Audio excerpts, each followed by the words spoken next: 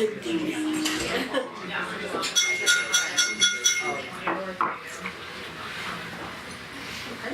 everybody. So thank you for joining us this morning with the DDI group. We're so happy to have you guys get away from your computers for a few hours. And we were just talking that, you can, I would say to myself, well, I can learn this information tonight in a webinar that I played yesterday. I'll find a way to download it and I'll watch it tonight and learn everything.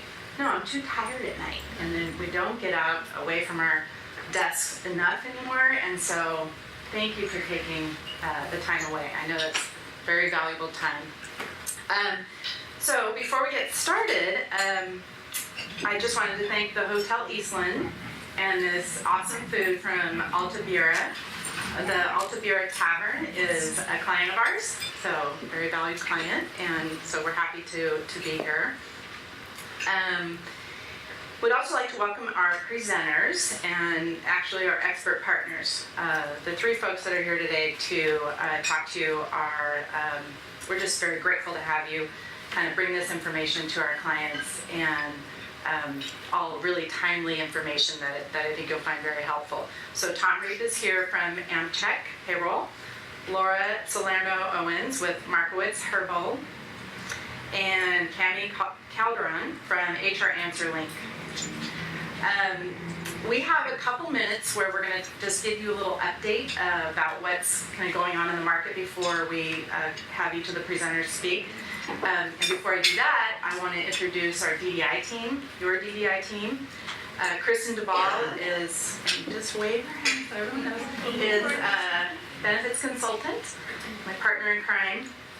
Brandy Sage, senior account manager, and she just does everything, as you all know. Our newest person, Nicole Hannah Moore, who hasn't even started, but she's here anyway, away from sick kids for the morning.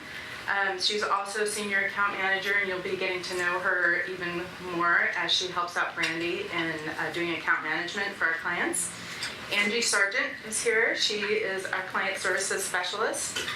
And then last but not least, Contessa Trujillo, who greeted you.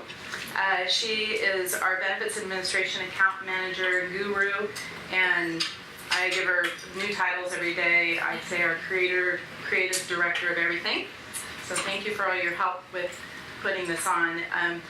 I really want to thank the DDI team because we put in a lot of long hours, and I really appreciate that. And walking into unknown territory every day, which I don't think we'd be here if we didn't like doing that, but it can be kind of stressful. But really what's kind of fun about this team is that we've come together because we just have the similar values, and we even got cheesy and decided we needed a vision statement. And so I just want to share that with you, that our vision as a team is connecting customers to exceptional services through technologies and best-in-class benefits to have a positive impact on the people, businesses, and the communities we serve. And that's just what drives us. So we're just happy to share that with you. So real quick, Kristen and I want to give you an update because what a great time to have a forum. I mean, this is our tax season for health insurance people. This is open enrollment, renewal season. We've got, thanks to the ACA, everything's aligned with the January 1 effective date. Medicare, individuals, most of our group business, mostly renew 1/1. Thank you for your patience over the last couple of years as we try to respond to that, our work all changing to 1/1. You guys have been amazing hanging in there with us, trying to keep up with it. But this is that kind of hot time of the year where we get some new information, like product information for 2016. We get rate information. And just last week, all of us attended conferences where all of the insurance carriers, about probably 12 different insurance carriers that offer health insurance in Oregon, met with brokers and consultants and gave their updates. And I think the most telling slide is this one right here. And Kristen's going to talk a little bit more about the small group definition of a small group, because that's kind of the next big thing that's happening with healthcare reform that's being implemented 1/1/16. So we'll talk about that. But effective 1/1/16, small groups are defined as 1 to 100 employees, and carriers are required to file their rates with Oregon, with the State of Oregon Insurance Division. And here's how they came out for a standard silver plan 40-year-old in the Portland metro area. This is the average rate and the rate that they filed. These rates can't be changed. So when we go to work on your health insurance rate and your renewal and you're under 100 employees, they've taken away that ability for us to negotiate. But all this information is public, and they have to approve those rates. So the rates they went out with first, each of these insurance carriers, isn't necessarily the rate that the insurance company said they could have. So just interesting dynamics that change how we deliver a health insurance product for groups of under 100. But Regis is coming in as most competitive. So FYI, Providence is right in there. And then all the way to Pacific Source's rates are on the high end. So I thought that's helpful information. And then Preston's just going to give you a quick update about these other two hot items. Hot items in the world of health insurance. Don't nerd out on me. Okay. Do you want to do my best? I don't know if I needed it. So we did put in front of you all the slides in case that was helpful to write down some notes. If that was helpful for you guys, just want to point that out. So as Dina alluded to, the hot things going on right now we thought we'd bring to your attention. So under healthcare reform, they have redefined the definition of a small group. So it will now be 51 to 100 full-time employees, and actually full-time equivalents. So to determine if you fall into this category, you take your full-time employees, and then you take your part-time employees, and you look at all those hours that were worked in a week. You add up all those hours and divide by 30. You take that number and add it to your full-time employees, and that total is your full-time equivalents. And that will tell you if you're 51 or 51 to 100. So if you do fall into that category, your renewal this year will be interesting. So, and there's options to look at. And of course, as a health insurance agent, I think it's exciting because it's fun to look at different options, and there'll be an opportunity to look at some a new funding mechanism as well. So, at this renewal, you will be presented, so for January 1 renewals, you will be presented with a small group renewal.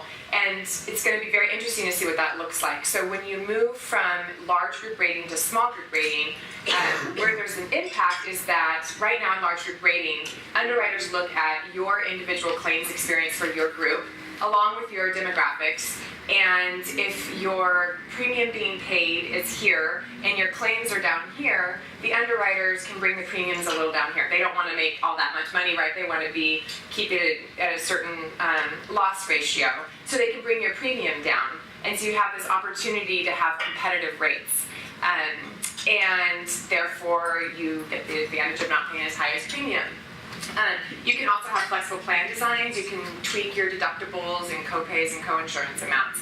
In the small group rating, it compresses the rates and you're stuck with your demographic rate only. So in small group rating, there's 3 rating pieces, which is the age of the employee, the zip code of the group headquarters, and then how each employee enrolls. So are they enrolling employee only, employee spouse, how that family makeup is. That's what they use for small group rating. And they're working off of their book of business. Each carrier has their clients and then how they're running, which is the slide before. You can see where they're running and how they're doing. Regents and Providence and LifeWise, lots of competitive options.